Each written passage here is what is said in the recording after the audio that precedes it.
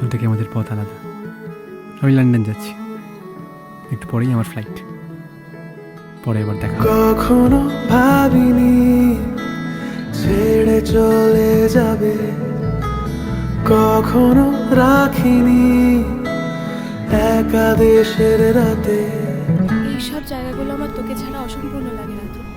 কলকাতা পাল্টায়নি রে, আমরা পাল্টে গেছি। এবার যবে বেরোবি না, নিজের মনের কথাটা বলে দিস। আমাদের জীবনটা না খুব ছোট এইসব কিছুর জন্য।